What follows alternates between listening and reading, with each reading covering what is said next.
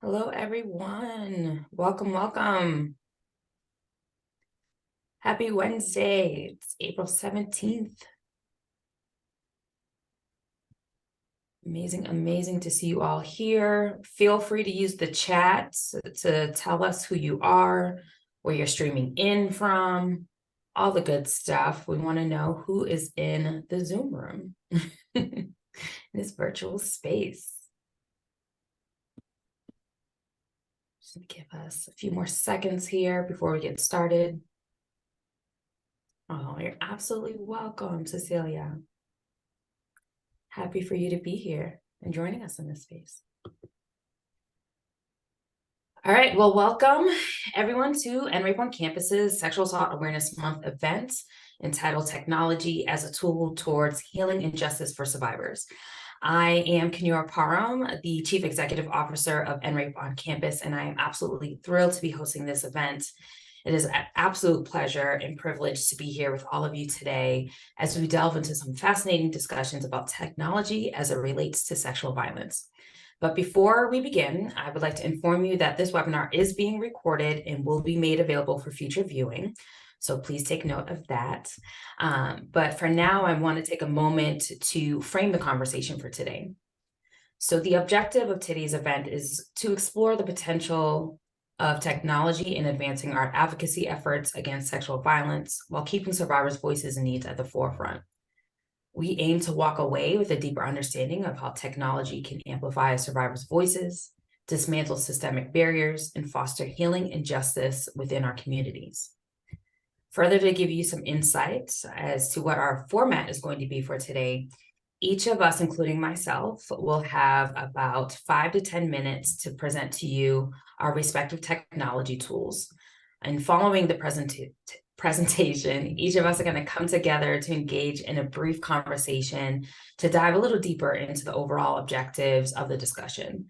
So we'll have time for Q&A, possibly, depending on how the conversation flows, but please feel free to put your questions in the Q&A function or directly in the chat, however, which way you choose.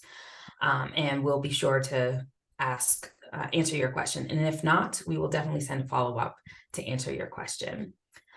So with that said, before we begin, I would love for you all to hear from our Powered by supporter, Latinas Promoviendo Comunidad, or Lambda Pi Chi Sorority Incorporated. And with that, I'll pass it over to Melissa and Ava. Hello, thank you, Kenyora, for the introduction. And my name is Melissa Ramos. I'm the current National Vice President of Marketing over at Latinas Promoviendo Comunidad, Lambda Pi Chi Sorority Incorporated.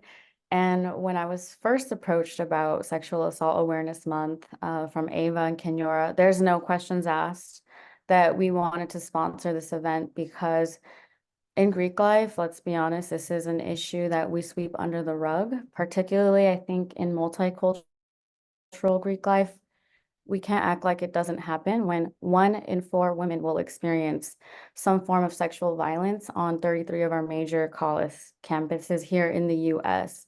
So it's important for us to be at the forefront of that conversation if we are to be true allies. And our vision at Lambda Pi Chi Sorority is to create a lifetime network of hermanas dedicated to empowering not only themselves and their community, and in this day and age, their community involves their online community in these digital spaces. So I'm very excited that we are sponsoring this event, and hopefully this can lead to more conversations. And for our members, if you're interested in what type of resources we have to offer you at a national level, all of the organizations here will be linked in our link tree, and you will be able to find more resources there. I know, let's not act like these situations don't happen. If and when they do, you have resources available to you. I know it may not be easy coming to someone in your chapter, your regional board, or even the national board. So it's important to know that there are online tools for you to take advantage of and then take the next step. So I'm excited for all the panelists here to share the work they do because it's incredibly important. And I'm going to pass it off to our sorority founder and president, Eva Sosa Grandison.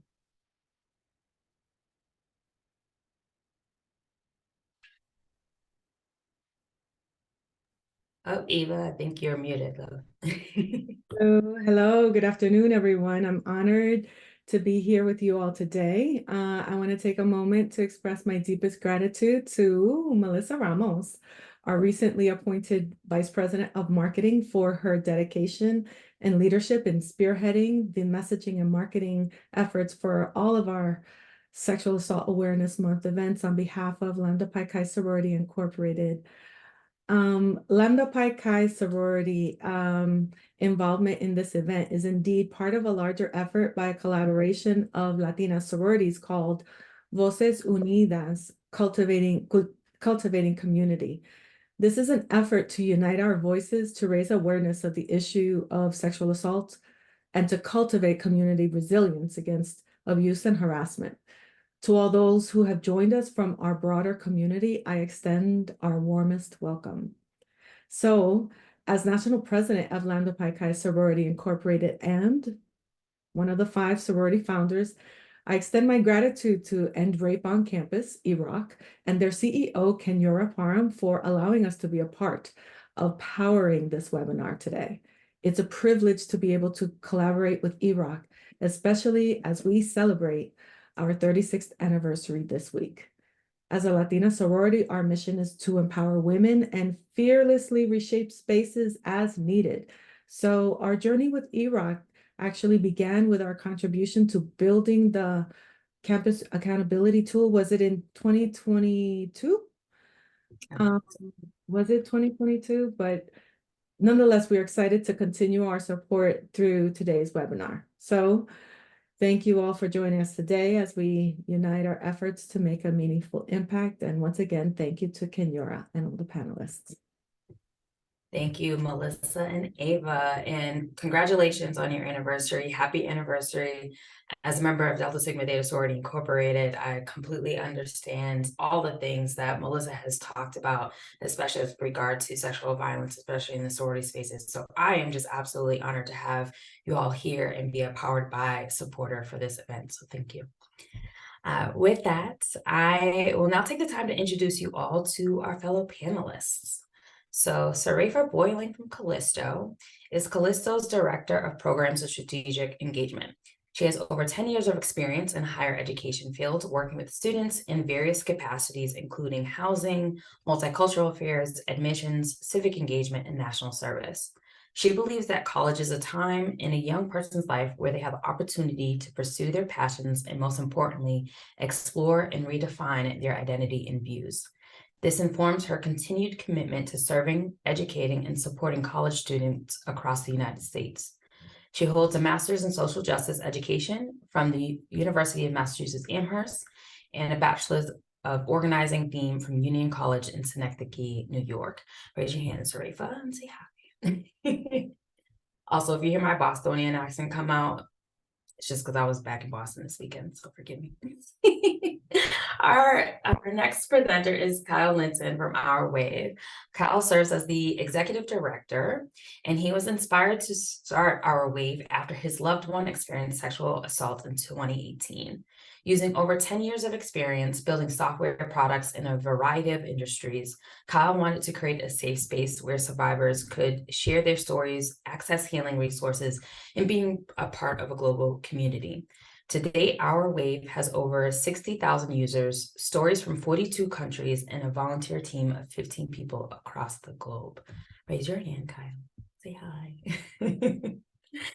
And last and certainly not least is Shashina Bray from Me Too International. As mother, therapist, advocate, educator, Shashina A. Bray is a Boston native who has taken up roots in Philadelphia. Shashina came to Philadelphia to attend Temple University and fell in love with the rich culture of the city. In service to her new home, Shashina dedicated over a decade to deepening her understanding of her community's needs as an educator and social justice grassroots advocate. In 2014, Shashina realized her service to Black and Brown communities was best actualized through her passion, mental and emotional wellness. Honing her focus and training, Shashina earned her MSED in mental health counseling from the University of Pennsylvania Graduate School of Education in 2016. And in 2017, Shashina launched Going Inward Wellness LLC. Through Going Inward Wellness, LLC, Shoshana serves individuals and couples for psychotherapy, teaches yoga, hosts wellness workshops for global majority women, teaches mindfulness to youth and adults, and offers professional wellness development to businesses and organizations. Notable assignments and partnerships include the People's Emergency Center, Black Star Film Festival, the North Philadelphia Community Healing Project, Village of Arts and Humanity, Girl Trek, the Institute of Contemporary Art Philadelphia, and the Philadelphia Museum of Art, and Uncle Bobby's Coffee and Books, which I need to go to one day. Shoshana currently serves as the lead clinician in Life After Trauma organization, LATO, and more recently, she has taken her organizational development skills and her clinical skills to support survivors of sexual violence as the program director for Me Too International, where she helps to lead the organization's healing work and global network development. Raise your hand, Shoshana, and say hi. Awesome, awesome. Well, with that said, I am now going to kick us off and share more about NRAPE on Campus's campus accountability map tool. And then following me will then be, you'll hear from Sarefa, and then Kyle, and then Shoshana, and then we'll engage in that more roundtable discussion. So I'm going to get us set up and started. And start sharing my screen. All right. You all can see my PowerPoint? Thumbs up. Perfect. All right. Awesome.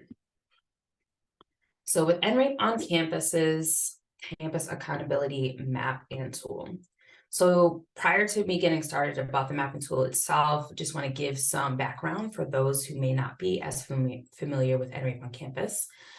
In 2013, we were founded by then students Annie E. Clark and Andrea Pina Silva from the University of North Carolina, Chapel Hill, and Sophie Karasek from the University of California, Berkeley, after they had connected and shared their harrowing experiences of sexual assault, interpersonal violence, and subsequent dismissal responses from their respective universities.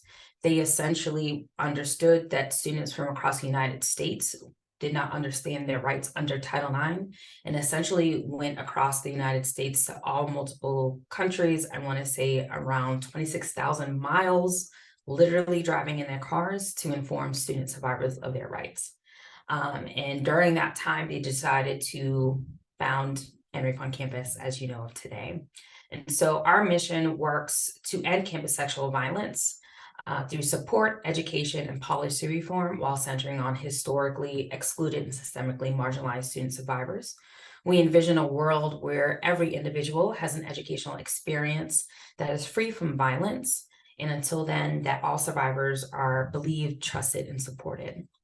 We also help survivors of sexual violence band together to support one another and to shift our culture from one to one of safety and respect. And our work really supports our long-term goal of increasing transparency, accountability on campuses across the country.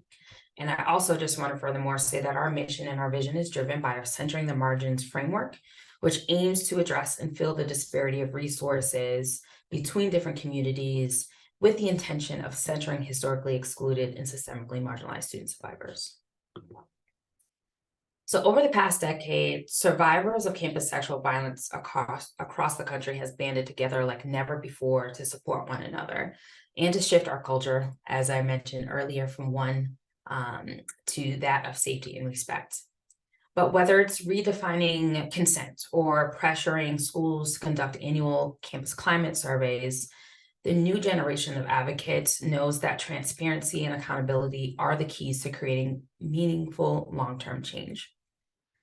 One of the things that we've also come across when we've been speaking to students from across different campuses in the United States, including Puerto Rico and the US Virgin Islands, we've understood that there is no nationwide system to access information about sexual assault statistics, survivor support resources, or reporting mechanisms that allow students to move forward with how they wish when it comes to their experience with sexual assault. What we've also learned is that not every college or university has information readily available and easy to access on the website. I mean, how many of you can remember when you've gone to your college's website or when you were deciding on which college you wanted to attend, that one, you probably wasn't thinking about Title IX efforts. Well, at least I hope you really weren't, because that's where we want to be. But if you have gone onto your school's website and you were looking for this information, you may not have seen it at the footer of that school's website, or you might have had to go through various web pages just to find the information you're looking for. And what we've also found out is that student survivors, parents, advocates, campus administrators even sometimes have seen that this information that they have been seeking is to no avail. And so we also know that with sexual assault experiences that occur on and off campus, the Title IX reporting process is one that's always daunting. It's not easily accessible. And if anything, there are multiple student survivors who often experience feeling shame by their Title IX coordinators or other campus administrators. They're often ignored when they're reporting, or they're dismissed if it doesn't meet the technical definitions of sexual harassment on campuses.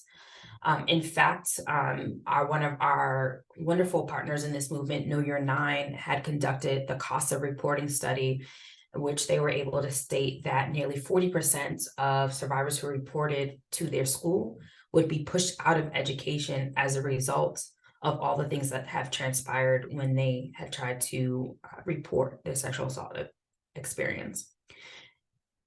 Because of this has resulted in what we have seen to be the power of transparency in action. So just in the most recent 5 years, survivors have begun to break silence about institutional cover-ups, hold their institutions accountable under Title IX, and spurring institutions to change their ways or risk scrutiny in the public eye. For us at EROC, we decided to meet this moment by empowering and informing students, parents, and communities with the Campus Accountability Mapping tool. Now, this tool essentially enables current and prospective students to compare sexual assault policies of colleges and universities across the United States, including in-depth information on their investigation policies, high-level statistics, prevention efforts, and support resources. Because we believe that through increased transparency and accountability, we can break the silence about institutional cover-ups and hold institutionals accountable, especially under Title IX. So I just mentioned a few kind of parameters that we use. And those parameters include numerical statistics on campus incidences from the Department of Education. So this includes the number of reported rapes, fondlings, domestic violence, dating violence, and stalking that is listed in compliance with the Clery Act. Another parameter is policy information. So any sexual assault prevention training that a university sponsors, for example, and that they may require for all students qualifies under this category, including like self-defense trainings, which often put the onus back on victims, don't qualify. So we don't actually add this information as part of this policy piece.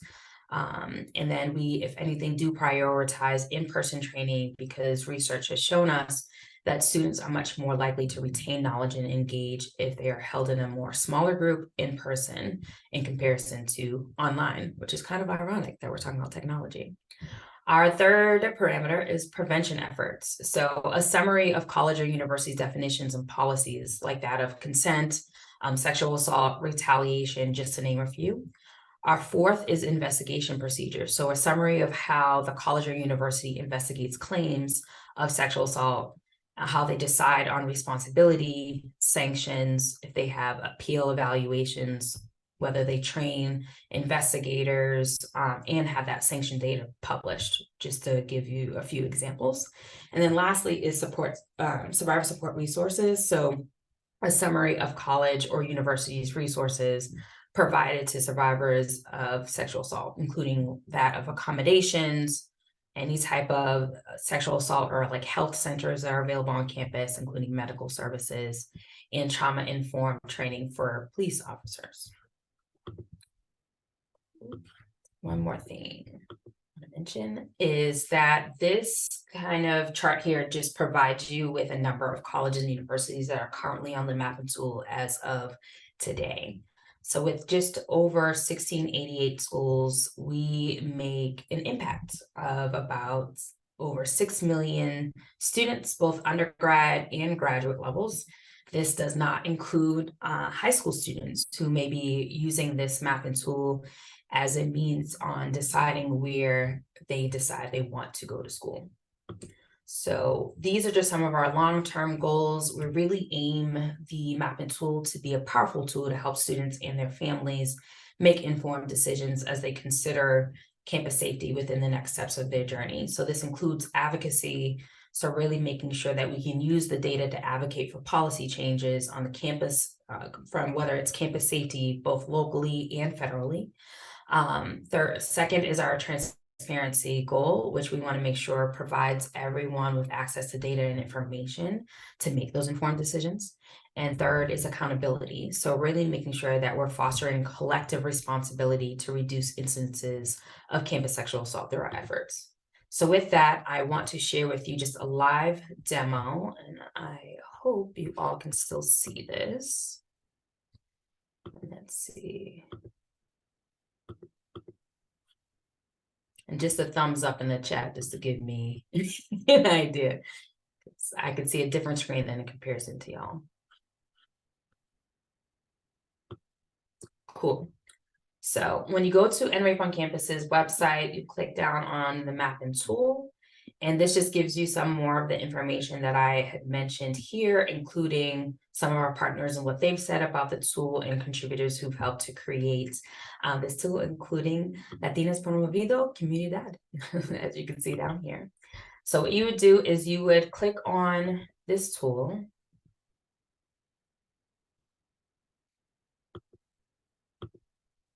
And it would load, and you'll see basically a pop-up come up just to tell you that this is a pilot program and that we aim to increase this data, update this data, especially each year. We want to make sure we have the most recent data. But I will say that what I'm about to share with you only has between 2018 and 2022 data. So, and then another pop-up would typically come up to ask you like what type of, like who you are, just so we know who's using the map.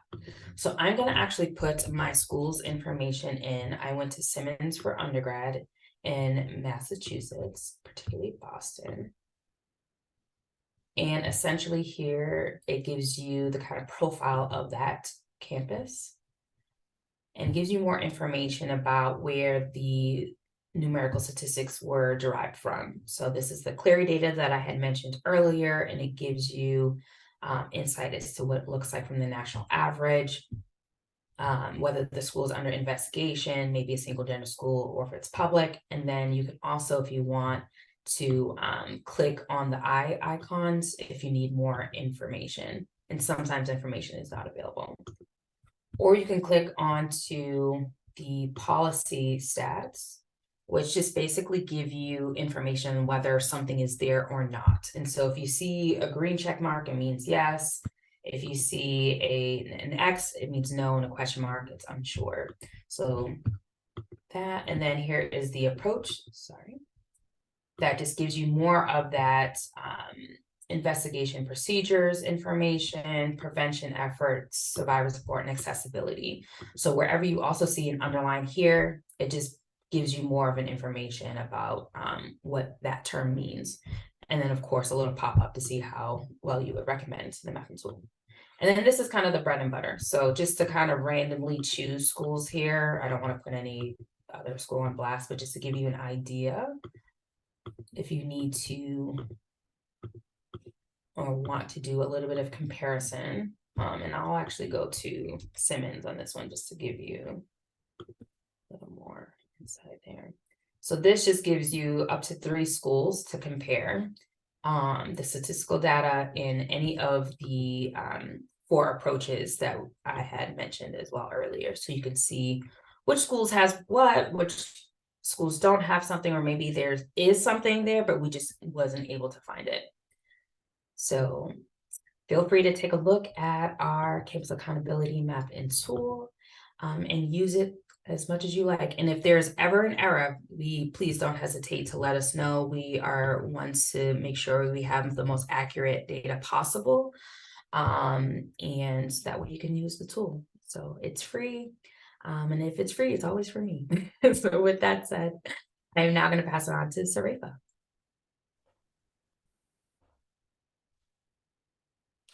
Awesome. So thank you, Kenyora, for sharing the awesome CAMT. I did put the link in the chat as you were talking for folks to be able to easily access where they can get that information. So just a trigger warning, the slide that I'm about to put up does have a mention of rape, sexual harassment, and assault on it directly. And again, if, as we're talking about this topic, if you do need to step away from your computer, I highly encourage you to do so and then join us when you are in a better place and space. Again, my name is Sarefa Bowling. I am the Director of Programs and Strategic Engagement at Callisto, and super excited to share more with you all about who we are and what our organization does.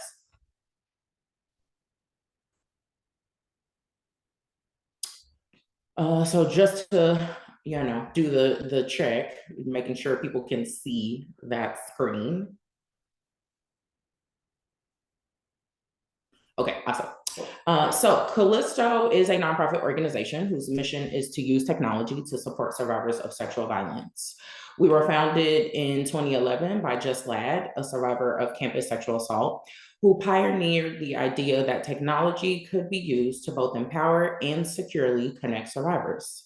It was her vision and belief in the power of connection that laid the foundation for the work that we currently do, which centers around educating our communities and addressing the issue of serial perpetration. And we do that with an emphasis on higher education right now. So many of us are familiar with the viral hashtag MeToo. The viral hashtag MeToo. I put hashtag again, that helped highlight the significant number of women who have been impacted by sexual violence. However, in the most recent years, specifically in the last 3 to 4 years, what we have seen is a larger expansion around the hashtag MeToo to include an underaddressed issue, which is serial perpetrators. Here's what we know about the issue of serial perpetration. These are 3 things. One is testing backlogged rape kits in major cities like Detroit, Cleveland, and Memphis between 2009 and 2021 resulted in the identification of more than 1,300 suspected serial rapists who committed crimes, including rape and other violent crimes, in at least 40 states and Washington, D.C. We've also seen an increased media attention around serial perpetrators, including folks like Harvey Weinstein, Larry Nassar, Bill Cosby, Jeffrey Epstein, and even in the last couple months on a number of campuses that include the University of Arkansas, Northwestern University, and Columbia University, just to name a few. Finally, academic research points to the fact that 4 to 16% of college men admit on anonymous or confidential surveys to at least one incident of non-consensual sexual contact. Let's assume for the purposes of this presentation that the number, we'll take that average, which is around 10%.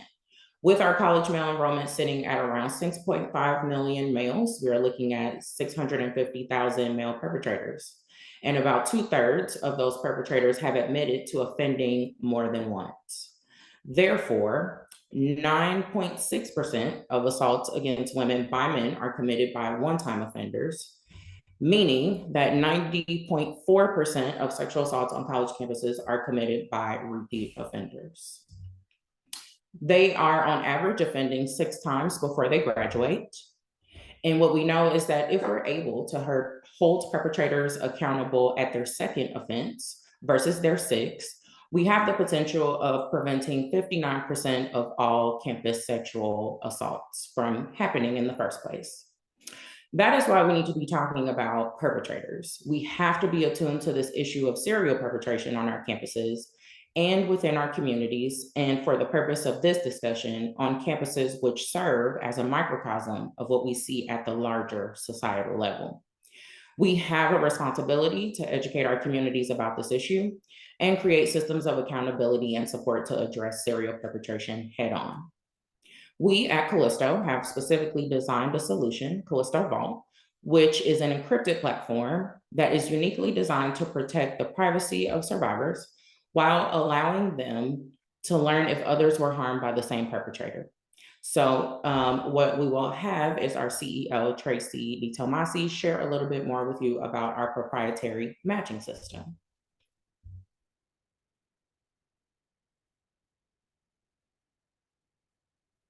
Have you ever wondered if your perpetrator has assaulted someone else? 90% of sexual assaults on college campuses are committed by serial perpetrators who on average offend 6 times while in college. The Me Too movement showed us that there is power in connecting survivors, both in knowing that you're not alone and also in identifying and holding perpetrators accountable. However, in order to find others, survivors have had to file a formal report, which is often re-traumatizing, or rely on anonymous story sharing platforms, which are not secure and can lead to defamation lawsuits. But those were their only options until now. That's why our encrypted platform, Callisto Vault, particularly our matching system, is a game changer. Entering into matching is super quick. Just go to callistovault.org and create your free account using your .edu email address. Select the state where the assault occurred, and then enter as many unique identifiers of your perpetrator that you know. This can be their social media handles, phone number, or email address. If 2 or more survivors from any college enter the same unique identifier, our system will register a match. Then all matched survivors will be contacted and can receive free and confidential legal options counseling, if that's what you want. Your data remains encrypted and secure, and what happens next is entirely up to you. And whether or not you choose to take further action, at least you'll know you're not alone. To learn more, follow us at Callisto or check out our website, projectcallisto.org. So to just share a little bit more, in addition to what you saw from Tracy, why is the matching system powerful? One, it puts the onus back on the perpetrator, removing some of the stigma, shame, and blame that survivors often internalize because the match makes it clear that the perpetrator is a predator. Oftentimes, this validation will jumpstart a survivor's healing journey. More importantly, it helps to establish a pattern of evidence that has the potential to increase justice and accountability outcomes for those perpetrators who are causing harm, ultimately reducing sexual assault on college campuses. And fun fact, our services are actually available to anyone with an active .edu email address at a college or university in the United States and its territories for free. Now, let's talk about how we got here and where we are going. We started in 2015 with the development of Callisto Campus, which was a tool that universities paid for to help encourage reporting to Title IX, which is a department in US colleges and universities that addresses sexual assault. The team learned a lot of lessons after piloting that technology to several schools. The main feedback that survivors wanted was that survivors wanted options before reporting to authorities. Another issue was that universities often did not want to solve the issue of serial perpetration, and survivors didn't trust the universities to address the problem after repeated instances of institutional betrayal. Integrating this important feedback from survivors, Callisto developed new technology that was completely separate from university reporting systems. This technology, which is called Callisto Vault, was scheduled to be launched in the fall of 2020. However, the pandemic, along with the departure of our founders, significantly impacted our timeline.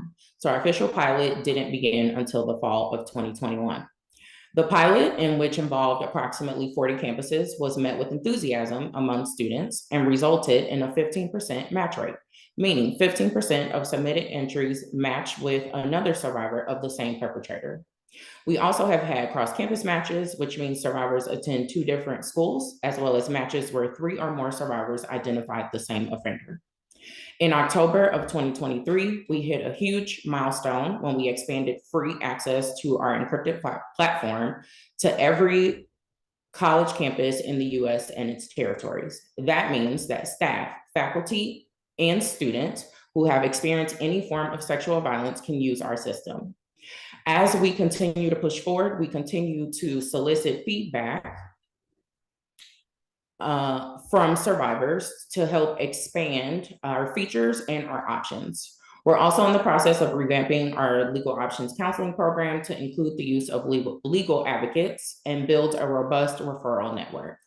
Finally, we are beginning to research how we can expand our services outside of the higher education context to eventually serve everyone. As I wrap up, I want to invite you to visit our website at projectcallisto.org and give us a follow on Instagram at Callisto. Thank you for your time, and I will now invite Kyle Linton of ArtWave to share more with you about how they are leveraging technology to serve survivors. Wonderful. Thanks, Sarefa. Thanks everybody for being on the call today. E-Rock, thank you for hosting. Again, some of the topics that I'll discuss here can be a little bit sensitive for folks, and so would continue to encourage folks to take a step away if needed. But just before I jump into providing a little bit more visual information, my name is Kyle Linton. I'm the executive director of ArtWave. We're based here in Raleigh, North Carolina, but we've got volunteers and folks that work with us from across the world. We were founded in 2018 and really wanted to come at this space with a technology background and try to contribute our skills. And in the process, we've learned a lot about the space and how we can create the best possible tools to support survivors after experiencing sexual violence. So let me go ahead and share my screen. So I put together a couple screens here to sort of walk through what we do, our different focus areas, and I'm more than happy to follow up with anyone to show a full demo of the platform and some of the different services that we offer. But really, the way we view ourselves is as a safe harbor for survivors of sexual harm and their allies. We want to create the best-in-class online tools and work directly with partners, a lot of folks on this call we work with, to create the spaces for survivors to find healing and to connect with other resources and to support other survivors in the process of their own healing journey. And so really, we were founded in 2018, like I mentioned, to build this community where survivors of sexual harm could be heard. So facilitating the process of disclosure for survivors, believed and supported. And we think that the first primary step to that is really storytelling. We think storytelling is incredibly powerful. We've seen the power of the Me Too movement over the years and all of the smaller movements that have come up from under that. And we believe that survivors deserve a safe and anonymous space to share their experiences with an empathetic community of support, hope, and most importantly, healing. And so, oops, went backwards. And so just talking about the problem a little bit more, when we got into this space, we really saw that, you know, on social media and certain platforms, that there was this social media platforms gave a voice to survivors and a place to share their stories. But oftentimes we felt like there were survivors that were missed, folks that wouldn't necessarily feel comfortable sharing their story in front of friends and family or feel comfortable connecting with other survivors. We also saw individual communities pop up at different universities or different places where survivors would share their stories, and then there would be legal repercussions for the named survivors, for perpetrators that were named. And so we really wanted to focus our efforts then to create a safe space where survivors could share their stories and find pathways to healing, data-driven pathways to access healing. And so the first step of our process was we wanted to create an anonymous and encrypted platform for survivors to share their stories. So what that involves is a process for survivors to share, you know, certain messages, their full story and messages of hope or healing that they'd like to share with other survivors. We then redact all identifiable content on the back end using some proprietary technology that we built, and then those stories are then posted. And so, you know, starting with that point of disclosure, we felt like that was a conduit then to connect with survivors and provide other resources. So then over time, we've really started focusing on building out other components to our platform. Can we create expert-driven ways for survivors to learn, better understand their own experiences, better understand, you know, the sort of situations that they were in, understand the symptoms that they have after experiencing traumatic events. And then from that place of education, can we foster community? Can we bring survivors together? Can we connect them with each other? Can we create these micro communities of understanding of survivors with similar experiences? And then ultimately, how do we empower survivors to find their own unique healing journeys and to give back to this broader movement? You know, our name was sort of based on this idea that waves can be small, but waves can also be incredibly powerful. And so we really wanted to sort of create this ripple effect with all of these different voices coming together but using best-in-class technology to understand the patterns and the data and the trends behind those things, and to publish research on that and create this broader movement while leaving room for these individual subgroups that fall under that movement. And so, we really created this. What it really is a trauma-informed online social media platform specifically created for survivors of sexual violence. And in the process of that, we understand that there's a lot of overlapping, interest from other survivors. We have survivors who experience sexual violence and domestic violence and mental health issues and substance abuse issues. So we really want to try to unpack the complexities of these different issues, but ultimately with the focus on survivors of sexual harm, harassment, and violence. And in the process of this sort of understanding through disclosure, we recognize that healing really looks different for everyone.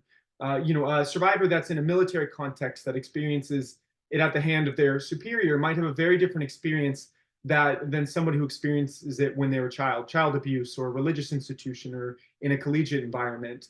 So we feel like there's room to sort of build this broader movement, but also leave room for these, nuanced sort of factors that survivors have in regards to their own unique stories. And then something else I'll talk about that we've been getting a lot of traction recently with is we've also pivoted to also focusing heavily on also supporting survivors and answering their questions. We feel like giving survivors a conduit to ask us questions in the voice that they would use or with the specific semantics and language that they would choose has really opened a door to, taking our research sort of focused team to providing empirically validated responses to those survivors, citing the best-in-class resources and research that is available. And so we've been able to sort of really unpack these nuanced and difficult questions from survivors of all different backgrounds and experiences, and then present those answers to the world, and even in the future, train artificial intelligence and other models to respond to survivors based on the specific semantics or terminology that they would like to use. Really, to date, we've been growing this community immensely. So we launched and we just had a few thousand people accessing our stories and interacting and taking part in our community. But what you'll see here is we're seeing this huge amount of organic growth because survivors are telling stories and then other people are reading those stories.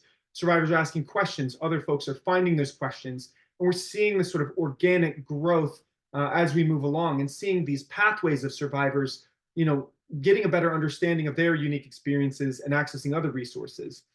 For example, we can sort of anonymously track and see that a survivor from a particular country might share their story or might read a question, and then they'll read 2 or 3 stories, and then they'll submit their story. And then we'll see this sort of, effect of this growing where other people are coming in, reading different forms of stories, finding content that resonates with them, not feeling so alone, engaging with that content, and then accessing healing resources and other organizations that we partner with to really sort of try to move past, compartmentalize their trauma and support other folks in the process of their healing. Like Kenyora mentioned, I think in the intro, we've worked with over 70,000 survivors on our platform, released a ton of educational questions. We're creeping up on 1,000 stories, and it's also fascinating to us to understand the dynamics of one survivor might feel comfortable sharing their story, but 10 or 100 survivors might be reading that story and just never disclose on a platform and find other resources. So understanding in a data-driven way these patterns between survivors, how they're accessing resources, what's most beneficial, and how we can most help people moving forward. And an example of that is we've had 137,000 clicks on resources. So once a survivor submits their story, we send them specific resources. Like if we see, call it suicidal themes in a particular story, then we'll send them suicide-related resources. So how do we become more custom and triage and meet people where they're at in the process of providing resources, but do that in a scalable way? We've also received stories from over 45 states, over 42 countries. So this is very much an international platform. We want this to be a space for anyone and everyone who's experienced sexual violence, sexual harm, sexual assault. And we want to get into the weeds and understand the nuance, in sort of cultural context, in environmental context, and leave room for different folks with different experiences. And really the last thing I'd say is we can't do this alone. I think this is a wonderful webinar that's sort of put together because we're working with almost all the organizations in this call, very earnestly. I think we have this shared vision of really how do we use data, how do we use technology, how do we meet survivors where they're at. We use a statistic a lot that our argument is that over 90% of survivors are accessing online resources. And there is absolutely a place for in-person resources. They're absolutely critical. But how do we meet people where they're at? How do we create warm handoffs between organizations? How do we give different tools in the toolkit, whether it's connecting people to legal resources or connecting them with other healing platforms or community? Like, how do we really facilitate these connections to support survivors in the best way possible? And we're certainly a piece of that, and we're growing a piece of it and expanding the technology. Like I mentioned earlier, some of our interest areas are to sort of even lean further into how technology can support by building personalized digital healing experiences of sexual harm powered by ethical AI. So, we really see this opportunity to use technology to support the work we're doing, to better support, survivors, and to create this broader wave of change, as cliche as that is. So thank you for taking some time to listen to the work that we're doing. My email is just kyle@rwave.org. Would be happy to connect. We white label this platform, this story sharing platform, for other organizations to build this collective movement together. White labeling meaning we give them branded versions of StorySite. And we'd love to connect and see how we can better support survivors. So on that note, I would love to pass it to one of our amazing partners, Shashina, over at Me Too International. Thank you so much, Kyle. I'm going to share screen.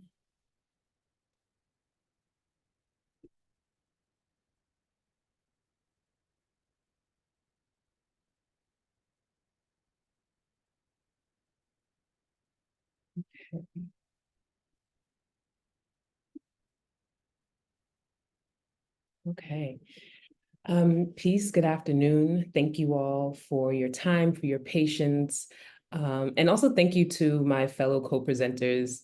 Thank you, Kyle, for also naming, we're in partnership. We came together for this, but we also work together regularly. And so that's also a really beautiful component of this work, that it transcends these screens. It gives us the opportunity to really think about how can we do this work more intentionally on a day-to-day basis. So thank you to our fellow partners. As mentioned, my name is Shashina Bray. I'm the program director at Me Too International. For those who are unfamiliar, Me Too is a survivor-led racial justice organization working to disrupt sexual violence. We do believe in a world free of sexual violence, and we take an approach of healing and action in order to meet that. It always feels important to name who we are and what we do, because lots of folks are familiar with the hashtag. It was even referenced here. And so the hashtag has a life of its own. It lives in the world, and we invite people to use it. We have no desire to control the hashtag, but it's also important to know that there is a movement and an organization that continues to power that understanding that, yes, your story matters, and yes, you can take up space as a survivor. And so that is Me Too International. I mentioned healing and action as the two things that undergird our work. And today I'm going to focus on the aspect of healing specifically and talk a little bit more about Survivor Sanctuary.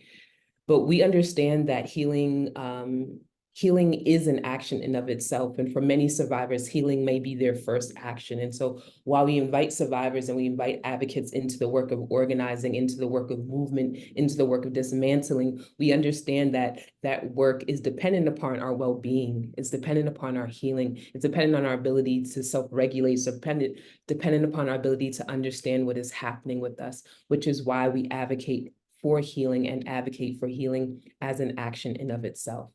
And so because of that, we take a trauma-informed approach to the best of our ability in our work, not only in the spaces that we create for other people, but also how we work with each other within the organization.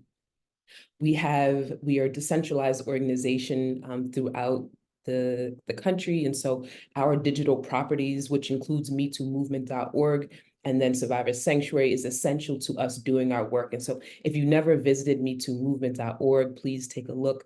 On there, you'll find toolkits and info sheets, one of which we collaborated with Callisto on, around what does it mean as a student to heal in perhaps the same environment in which you've been assaulted or violated. We also have a robust healing resource library. And so this gives people from any of the 50 continental states the opportunity to research some resources that we vetted for them to figure out, hey, can I utilize this in my community? Most of these resources are related to mental and emotional well-being, and we're working on adding additional resources for housing and addictions as well. So our contribution to healing doesn't just start with Survivors Sanctuary. This is just one aspect of it. So what is Survivors Sanctuary? In 2022, we launched Survivors Sanctuary, which is a self-guided healing platform for survivors of sexual violence. We take a thinking about and understanding how to best resolve trauma from a top-down, bottom-up approach, meaning engaging the mind as well as engaging the body. We developed 3 approaches: mind, body, and integrative, and created 36 healing lessons that are 5 minutes, 15 minutes, and 25 minutes in length. Each of these lessons are designed to support survivors in deepening their healing journey, whether they're just starting in their healing journey, maybe this is the first time they've even considered centering their well-being, or they are well along that path of understanding what is happening with their healing and well-being. These lessons are broken down into these timeframes to give survivors as much choice as possible as to how they want to engage their healing journey. We didn't want to be prescriptive and tell people this is what you need to heal, these are the things, and these are the only ways, because we know that healing is not linear, and we know that we cannot be prescriptive. So this is our attempt to give as much access and choice to survivors to start, again, their healing journey, continue their healing journey, and to pair this alongside other tools that they may be using in their healing journeys. So I would love to take you through a walkthrough so that I can show you better than I can tell you about this powerful platform.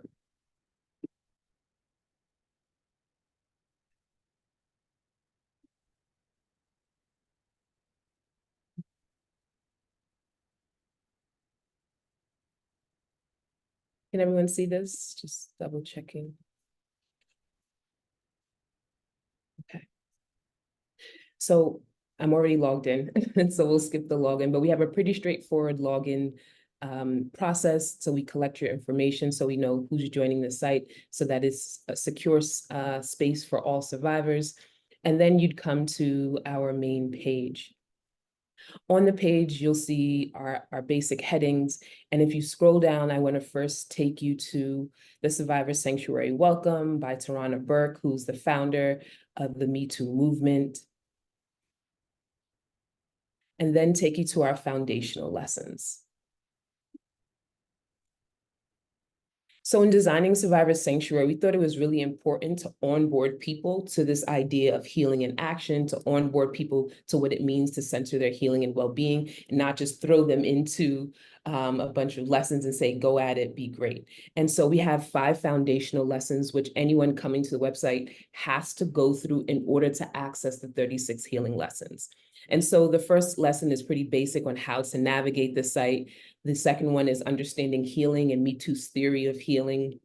The next one is on triggers, as we know that people will be triggered in their healing experience. It's not something that you can avoid. And so what do you do with triggers? What are they, first and foremost? And then what do you do with them? We also have a brief lesson on navigating shame, as we recognize shame as a barrier of healing. And then our final, sorry, extend my screen a bit. And the final foundational lesson is a somatic practice that you can take with you as a tool as you're navigating the website. So in the creation of this, we really thought about, what do people need? What do survivors need in order to feel held and cared for? The initial idea around Survivor Sanctuary came from a 6-week processing group for survivors.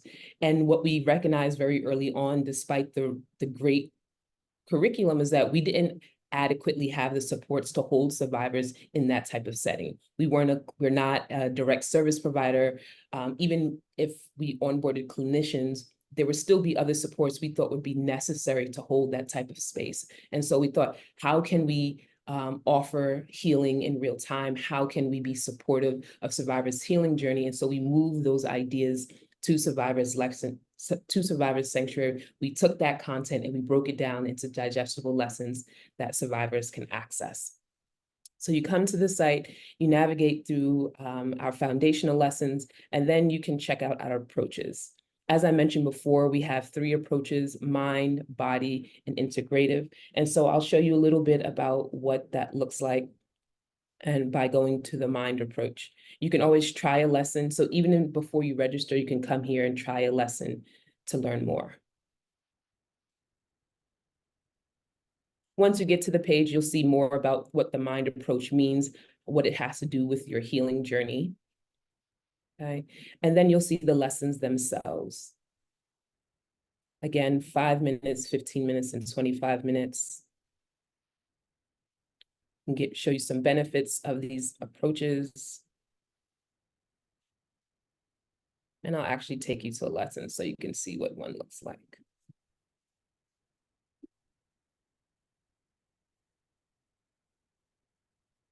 And so this is our lesson on creating a joy journal. You can see up top, you can check lessons that you've already completed. You can go back to lessons. You can go back to your approach. So we try to make this as user-friendly as possible, so that navigation doesn't become too cumbersome as you're moving through the page.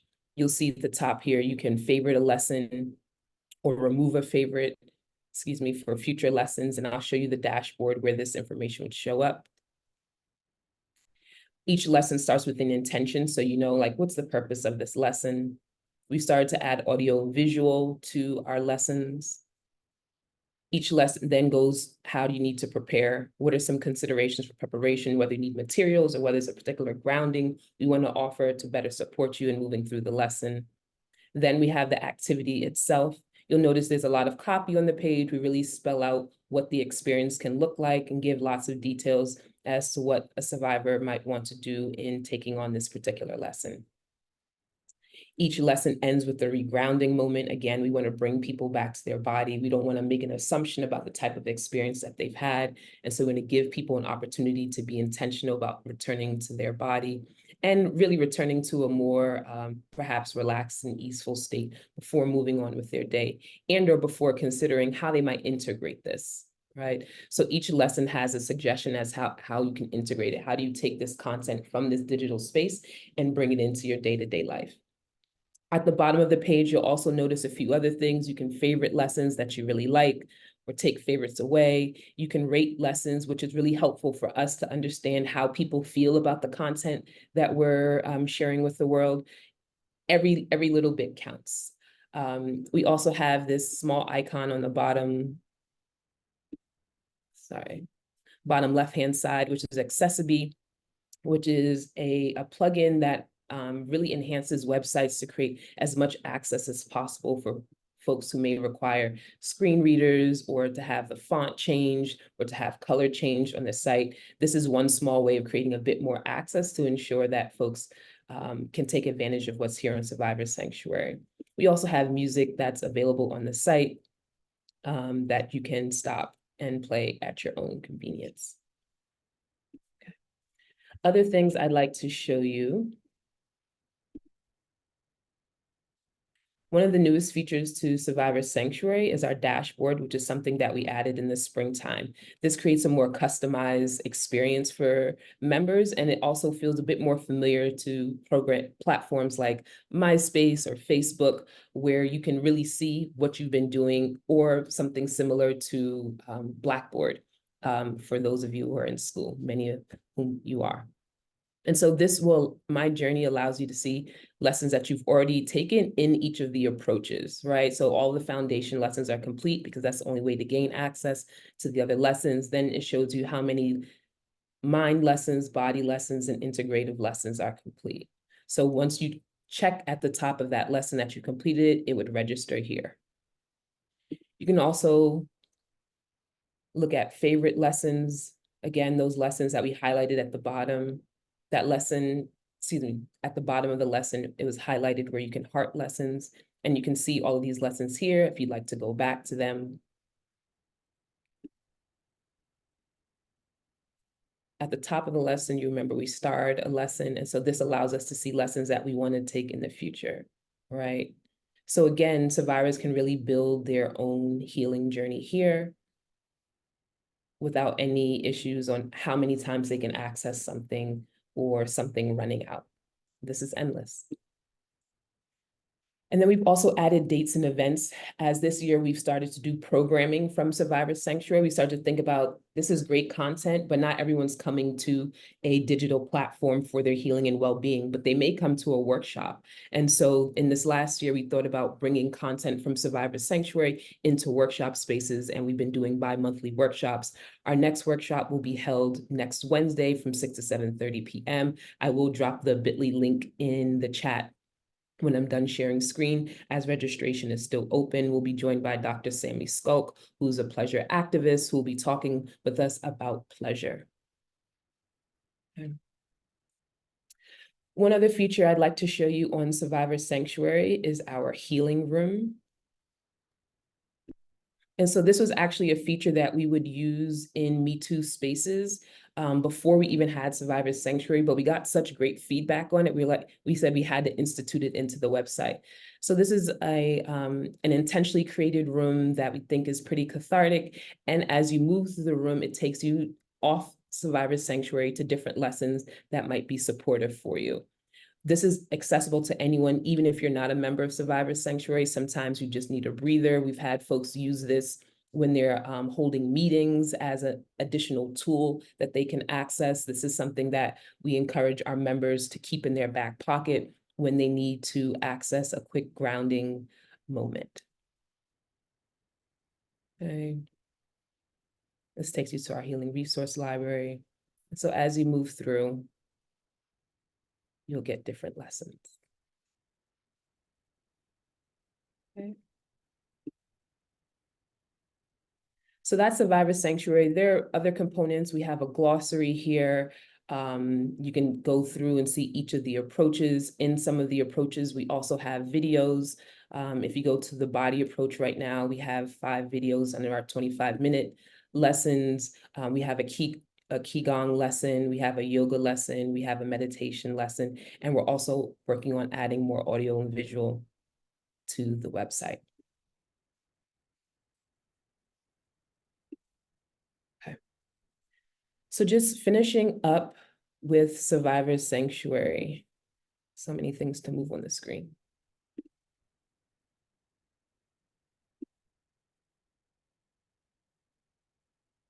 We currently have 1,296 members of Survivor Sanctuary. In 2023, we added 543 new members of Survivor Sanctuary, and we're averaging around 150 views per day. And so while this is exciting, there's still a lot for us to learn. And that's something that we're taking very seriously. This webinar is not only about technology, it's also about justice. And so in that understanding, it's not just about having a cool tool that we can say and, go to tech conference and say, we have this thing, but it's also making sure that it's actually responsive to the people that it was created for. And so for that reason, we're listening, and we're asking questions to make sure that survivors feel like this is a tool for them. So some of the things that we're learning are that survivors want spaces that feel safe and centered on their experiences. Might seem obvious, but people care, right? Even down to, well, that's a good lesson, but how does that apply to survivors specifically versus somebody who's impacted by trauma, right? We're learning that survivors are seeking community and want to be in community with each other. We know that when folks are coming to Survivor Sanctuary, that's one of the primary things that they're looking for is community.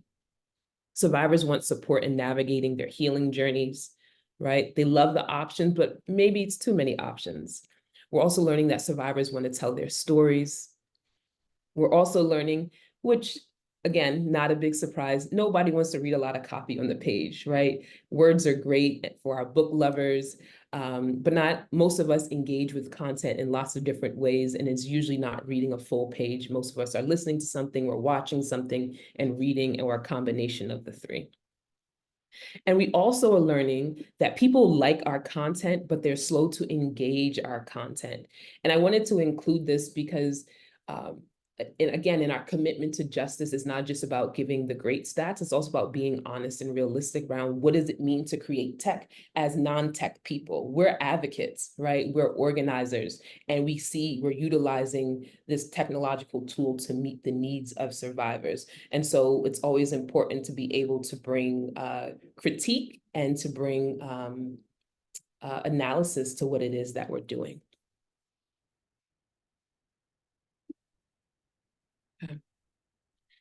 So where's Survivor Sanctuary going? In being responsive to some of the things that I just named earlier around our listening, we're working on building a digital community. The reason why we launched the Survivor Sanctuary Community Workshop Series is in an attempt to start building some of that community, even as we work on building an actual digital community that will live on Survivor Sanctuary. We wanted to start being responsive to this desire for survivors to be in community together, to share ideas with each other, and thus our workshop series. We're also building a member resource tab, which will also be released. I'm very excited. This will be released in June of this year. And this will this will give members of Survivors Sanctuary exclusive access to different resources that can continue to further their healing journey. So again, another way to build community is to incentivize community, to make it feel like community, to make it feel like, oh, this is something that belongs to me in this particular space. We also are rolling out a featured lesson, and this will allow us to introduce new content to Survivor Sanctuary, even as we are learning about the effectiveness of the 36 healing lessons we do have. We think the lessons are great, but we want to get more engagement in the lessons to then figure out what lessons we might want to change out. The featured lesson option allows us to be responsive to themes like Sexual Assault Awareness Month, Mental Health Awareness Month, things of that nature, as well as other issues that are part of our narrative strategy, like understanding that sexual violence is a public health crisis, and/or how do you tell your story? What is the value of narrative and narrative power? We are also being responsive by making sure we have a space for survivors to tell their stories. And so Kyle mentioned that Our Wave is a white label platform. We're grateful for that technology. We're adding it to Survivor Sanctuary. As of next month, survivors will be able to come to the platform and share their stories of survivorship, and that'll be available through the dashboard. We're also working on guided healing journeys. People love the options of lessons, but sometimes for some survivors, it can feel cumbersome. We take you from a very guided process with the 5 foundational lessons to then a lot of options. And so the feedback is, can you give us more guidance? So we're looking to use, as Kyle said, ethical AI to create some guided healing journeys for survivors who would like that type of experience.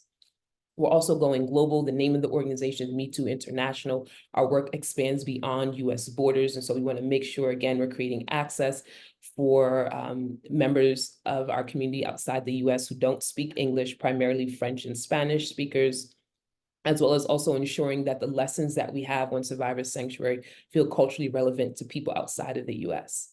And then again, towards this idea of creating more access, we want to bring Survivor Sanctuary into app. We want to bring it into people's hands. You can access Survivor Sanctuary via your phone, but of course, like any good platform, it fits better on a phone when it comes by way of an app. Okay. So that is Survivor Sanctuary. I hope that you will check it out. Please stay in community with us this month. Me Too is doing a letter writing campaign where we're asking survivors to write letters to each other and into community. You can check out our Instagram for that as well. You can check out our YouTube. We have lots of video content from previous webinars that we've done. And so it's a good way to get introduced to the organization and learn a little bit more about what we're doing. And I'll go ahead and pause there and hand it over to Kenyora. Thank you, Shashina, Sarefa, Kyle. If y'all can just throw some emojis, if you can, in the chat, just for these wonderful platforms. Like, I am just absolutely impressed, especially because I've been a partner to see all these things come to life. And so it's just amazing that I get to share this space with these wonderful people who have these wonderful pieces of technology and tools that allow all survivors and folks who are not survivors also to just engage in some holistic healing and holistic communities. So I'm just absolutely impressed. I am now going to move us into our next segment, which is more of our panel discussion. And so I now I've been like toggling which questions I want to ask, because one, there's just so much information, but we have so little time. So actually what I am going to dive deep into is more about us being more survivor-centered and responsive to evolving needs of survivors. So as we delve deeper into the intersection of technology and survivor advocacy, it's crucial for us to consider how we maintain a survivor-centered approach to the development of implementation of these tools. So in fact, it's by listening to student survivors themselves is why we created our campus accountability mapping tool in the first place. We've had student survivors, lawyers, parents, campus admin, pretty much a lot of folks who came together to help us build out the mapping tool, over 150 people to be exact. So, you know, in the future, we hope to have focus groups where we have students who are involved in how to expand upon the mapping tools features. And so just opening it up to, and Kyle, I'll actually start with you first, and then Sarifa, Shashina, you know, reflecting on our collective experiences and insights, like how can we ensure that the technology we develop remains survivor-centered and responsive to their ever-changing needs? Yeah, no, you know, coming from a background in tech and honestly being probably the newest out of all of us to this space, I feel like one of the big lessons that is just deeply and sort of ingrained and sort of put into us is really just listening to survivors. Like, I think it's really easy to make assumptions, you know, when you're creating any sort of technology product or working with anyone about what somebody might want or need. And so just like it's important to help the survivor who's sharing their story with you, I think it's important to listen to survivors about what sort of resources that they're interested in, what would be most helpful, understanding the context of that, understanding their unique experience. And then I think from the lens of a technologist, it's really how do we ensure with the knowledge that we can gather that we're building these platforms with the best-in-class security, best-in-class privacy. How do we think about community guidelines, terms of service, the usage of data over time? Because I don't think that we necessarily have to say, oh no, we're not going to collect any data or do anything, because I think data gives us a lot of benefits when it comes to supporting survivors. But I think we have to do it incredibly thoughtfully and anonymize data and, you know, really serve to protect these survivors. But I think the last sort of thought I would leave with that is, I think it's also recognizing, you know, when I came into the space, I had this sort of perspective that survivors were these incredibly sensitive glass objects that, you know, we had to just like be so careful with. And there's certainly an element of that that's very true. But I think the biggest thing I've learned is survivors are some of the most like kick-ass, amazing people that have this depth of experience in life and ability to support other people in a way that I've never seen. And so, you know, using that, not always, you know, being sensitive when we have to be sensitive, but building community and giving survivors the ability to connect with each other and you know, not always having to be quite so sensitive, I think also has its own power and unique ability to change the movement. Absolutely. Sorry if I Yeah, I think Kyle, you came out the bushes on fire, because I like everything you said. I think the piece that I would just add to it, and kind of echo as Kyle said, is just really being attuned to the fact that the survivor of today is going to be a different person tomorrow, next week, next month, maybe next year. And so we as an organization really have to be, or us as organizations that are particularly using technology in this space, always do have to be attuned to the fact that who we're serving looks different at different points. They have different needs at different points. And so maybe today this is my priority, but a month from now I'm going to have a different priority and a different need. And so really thinking holistically about or as holistically as we can as to what are those different experiences, what are those different phases look like that people go throughout this journey, and then how do we ensure that our technology is responsive to that, as well as we're keeping a tab as to what are those things that are changing, and how does our technology then need to shift to do those responses in an intentional way. So for us, we always get or are asking folks for feedback, and we do that at a large intersection, not just survivors, but we're working with legal folks, we're working with advocates, we're working with higher education. So for us, we have to keep all of those voices kind of at, as part of the conversation to say, what are you seeing? What are you hearing? What are you experiencing? What would be of most or best use to you in terms of how we're offering our services, or how survivors engage with our services, or may use them to then engage with your services, so that they're getting the biggest benefit as they're engaging with our particular tool. And also thinking about how can we shorten or make most efficient that process for them, so they don't have to hit so many hurdles. How can we lessen some of those barriers for survivors? And I think you can only do that if you have a good understanding of all the pieces that are part of the equation. Absolutely.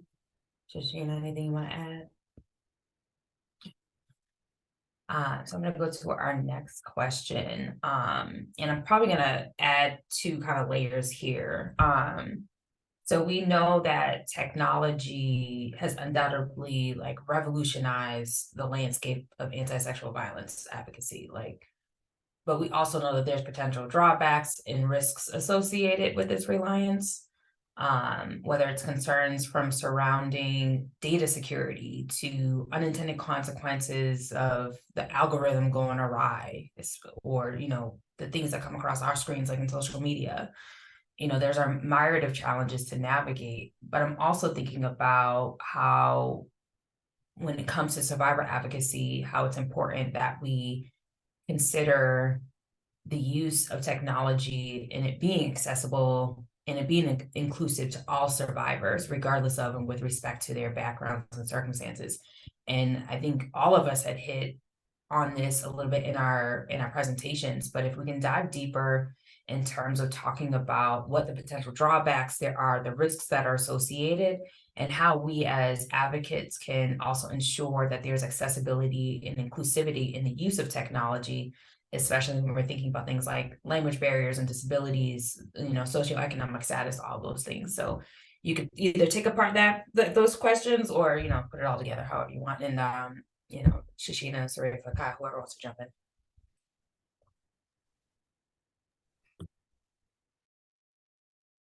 Yeah, I'll kick us off.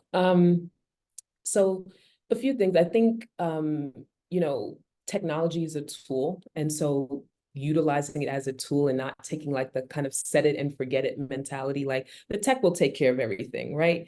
And especially as people, I'm thinking about presenters because we have these conversations, as people who are like directly creating and shaping the tool, you can get caught up in the minutia of the details, and like members become users and you're thinking about how they're accessing each thing and how they're clicking on things, all of which are important because it drives the website. It helps us to create better product for people. And it also has a potential to bring us further away from people, right? Bring us further away from the people we're creating the product for. And so I think that's a potential, but I think one, continuing to listen to survivors, making sure survivors are actually a part of the development of these tools, helps to reground you like in the purpose of the thing, right? Our ability to connect with each other is one of our greatest values and assets that we have. Like literally we need each other in our human development. And so ensuring that technology supports us in making that connection versus creating more distance between each other because we become so reliant on these things that just allow us to send a quick message or a heart something or star something, and takes away some of that deep interaction and understanding and depth that we get from talking with folks. And then the other thing I'll just say around accessibility is this is definitely an area to be proactive. We can be well-meaning, but not well-informed. And so making sure that you are working with people that have a better understanding of how to create access, whether it's working with technologists, whether it's working with people who have disabilities that can say, hey, that's a cute PowerPoint, but someone wouldn't be able to read that, is really valuable. And so stepping outside of your comfort zone and asking for help and being intentional, and let's put the bottom line there, putting money towards these things, like not thinking about language justice at the end of your program, at the end of your budget, but starting there. Yeah, I'll stop there. I'm gonna hop in there and then that'll get Kyle a few more seconds to think about it. So in terms of your question about potential drawbacks and or risks, I think one of the main things is that we have these really innovative solutions, right, that are designed to support survivors. A lot of times, that is with the assumption that people don't have fear or lack of trust in terms of working with technology as well, right? Because that is a concern. Who can see my information? How are you using my information? How is that information being used by your organization or shared outside of that organization? And how do you ensure my safety, my privacy, my agency is maintained at all times as I'm engaging with your tools and your resources? So for us, we had to think about how do we do that in a way that is not opening us as the organization as well as the survivor up to defamation lawsuits, right?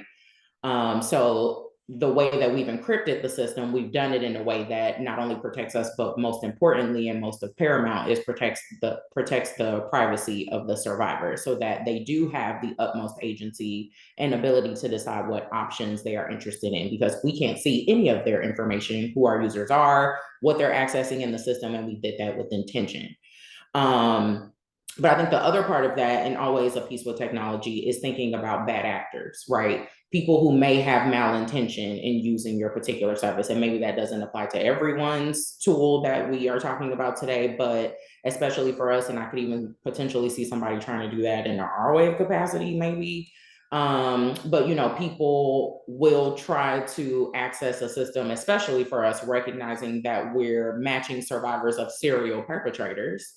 They may be interested to see, can I, as the perpetrator, find a match in this particular system, to see, is my information in here? Have I been identified in a particular way? And would I be connected with them? So for us, it's also thinking about the fact that, yes, it's a technology tool, but you also have to maintain a human element. And the human element is what allows us to kind of mitigate that risk.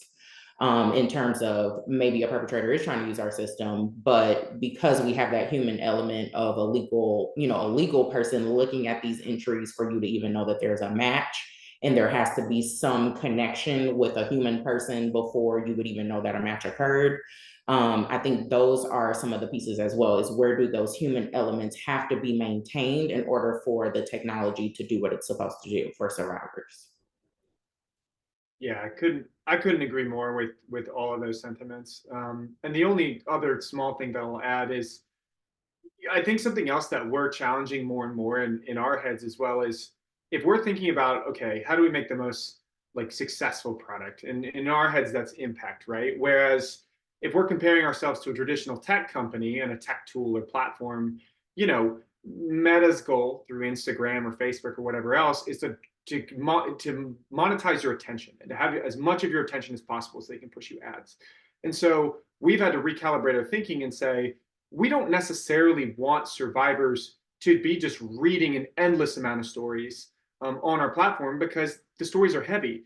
And so how do we think about changing our algorithms or reducing the severity of some of the content that we have, so that we're not just re-traumatizing folks? How do we think more thoughtfully by rethinking the metrics that we're measuring success from, while still staying close with what the end user wants and is most beneficial to them?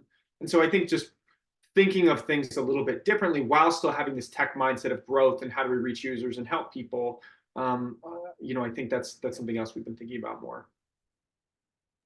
Absolutely. Absolutely. So I'm actually, because I know we're up on time, I'm going to ask another two-part question, because I feel like we could talk about this all day. And in fact, we might have to do a part 2 of this, because everything y'all are saying is just phenomenal. But to kind of wrap us up a bit, what I would love to know from each of you, because I know for us at EROC, policy is a part of our mission. It's one of our pillars. In fact, it's the reason why we have been created. But in addition to the policy reform that we do, we especially want to make sure that there is governance on regulation that looks over ethical use of technology in this space when addressing sexual violence. And in fact, we know as advocates, we're the ones that help to shape some of that legal and regulatory landscape. So in addition to, from your perspective, how we can use policies and regulations to promote the responsible and ethical use of technology, I also would love for you to share, in addition to that, like what types of resources should we ensure are widely accessible and culturally responsive? Because I think what also gets lost sometimes in policy reform is we only think of one particular person or set of people, but we don't always necessarily think of people from different walks of life, and making sure that everyone essentially is provided with the support and resources they need. So how do we promote policy, ethical governance over ethical regulations that promote responsible ethical use of technology, and how can we ensure that there are resources out there for everyone?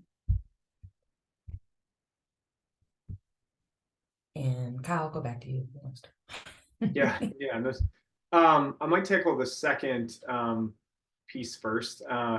So how oh goodness. So how do we, sorry, can you reframe the second question? I literally just spaced. Oh, you're good. No. So essentially, how do we ensure that resources that we have created, these technological tools that we've created, are widely accessible and culturally responsive, especially as it relates to the policy reform that we're doing to make sure that we're having responsible and ethical use of that technology? Yeah, I think, and thank you for that. I think for us, the way that we think about it is, back to sort of what I was saying earlier about meeting people where they're at. I think there's different ways to meet people where they're at. We're an international platform, so obviously I'd say the best way is language translation. How do we meet people where they're at in terms of their language and the specific language that they use? And so I think at a very bare bones level, we can make our text accessible so that browsers can read it in different languages. But sort of taking a step up from that, can we specifically change that language so that other folks can find it, and so that we can find the cultural differences in the way people use information. And I think from a policy side, where we're really focused on is using our data set to empower researchers on our team to put white papers out in the world, to present information, to give a better understanding of the core problem as we are dealing with survivors that have experienced things, and to highlight particular issues or patterns that we've seen that we feel like are not seen in the space. So I think from our lens, we're really using our data to try to do more and more of that work. Use the data to inform folks that are in those circles and have those connections and making those changes, because that's not our specialty, but what our specialty is certainly empowering them with data from our community. I think for us, we're not necessarily in the space of advocacy related to technology, or the use of technology, but I will say that in terms of, each time that Title IX has been evaluated and or revised or updated in terms of its policies and regulations, we have been very vocal about the fact that there needs to be added policy and or attention related to serial perpetration on campuses, and ensuring that as part of those regulations, there is a requirement that campuses consider pattern evidence as a standard across all Title IX processes. Some campuses have it right now where, if I were, me and Kenyora were assaulted by the same person, we got connected and we wish to pursue something together, they would treat us as two separate cases instead of using us as, a joint case against one particular perpetrator. And so I think for the campuses that have that in place, they probably have seen more success in terms of removing those bad perpetrators from their campuses. However, that's not a standard across the field of higher education, and it should be. So we have been each time encouraging them to think about that issue and providing some regulation around what does that look like for campuses to adopt that as a policy or standard policy and expectation that is both integrated into the process and communicated to survivors to say, hey, you have this option, because oftentimes students are aware of other folks who have been harmed by that person, but have no way of getting that joint accountability, one, without coming forward, and two, sometimes not sure if the Title IX process is going to honor that and or that they will actually get an accountability outcome. So I think that is part of it. I think we're also probably going to end up falling into that large discussion that's happening with Meta, those folks in the tech space around how information is shared, how user information is used, the privacy or protections around that information. Those things we do have to be attuned to as folks who are offering technology tools, especially for us that are asking information about people's unique identifiers or social media handles. So those are the types of things we do have to be attuned to. What are the regulations happening around that? And then how does that interact or impact our work in terms of how we serve survivors? And I would just add really quickly just around, policy, and completely agree with Sarefa, and it is our responsibility as advocates to stay in the know and to be up on new legislation, and in that same vein, being aware of how technology is being used and abused. And so using this opportunity to talk about technology facilitated gender-based violence, right? Or digital misogynoir, or digital sexual violence. They're different names depending on who's having the conversation, but the point is technology is being utilized to cause further harm and to cause assault. And so being able to, one, be aware of this language, and also to be aware of this language and what's happening better positions us as advocates to actually start to then work on policy. One of the things that I know, and I consider myself a lay person when it comes to technology, there's not a lot of regulation, strong regulation around internet usage, around social media, and very, very limited policy and understanding around AI. And so as these things become more rampant and utilized by everyone on a day-to-day basis, that is also a lane for us to say, hey, are you thinking about survivors? Hey, are you paying attention to the impact of this tool on survivors? And so wanting to name that so that, one, if you're not familiar with that concept, that you can start to think more about that, think about NTAB, think about Glitch UK as some potential resources. I know all of us have had these conversations with each other. And so, yeah, think about that in your advocacy. What are you aware of, and how can you start to advocate around policy that protects people in digital spaces?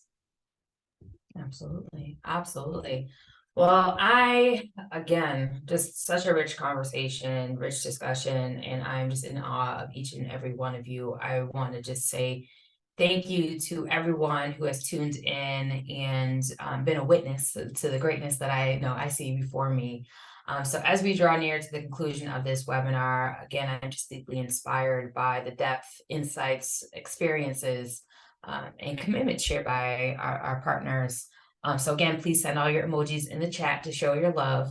But as we embark on a journey of exploring the intersection of technology and survivor advocacy in the fight against sexual violence, whether it's from examining innovative solutions to confronting risks and challenges to using technology as a tool towards healing and justice, I can say that our discussion has essentially underscored the complexities and the opportunities that lie ahead. So as we reflect on the conversations and the ideas that have been shared, it's clear that our collective strength lies in our collaborative and shared commitments to creating campuses in a world free from sexual violence. Each of us, whether we're advocates, survivors ourselves, friends of survivors, or whatever our role may be, we play a vital role in this ongoing journey towards healing, justice, and I dare say empowerment and joy. Shashina, you had put that up so clearly on the Survivor Sanctuary. So yes, more joy. So as we depart from this virtual space, let us carry forward the lessons that have been learned and forged today. Let us continue to amplify the voices of those who are marginalized and most disproportionately impacted in this space. And let's advocate for more equitable access to resources and support. And while I would say work tirelessly, please make sure you're also taking care of yourselves in this space and that you're indulging in as much self-care as possible as we continue to dismantle the systemic barriers that perpetuate cycles of violence and oppression. So thank you, thank you, thank you, thank you. Please take care of yourselves. And thank you so much for your unwavering dedication and commitment to this critical movement. So with that said, thank you. Take care, everyone. Bye.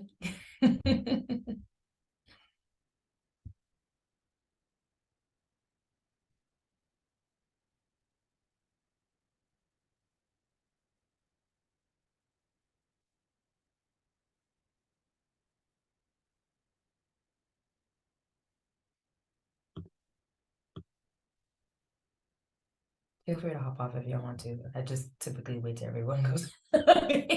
Oh, I was going to say, feel free to email me the recording and I'll take care of that whenever you have it. Thank Oh, you. yeah, good question. Can you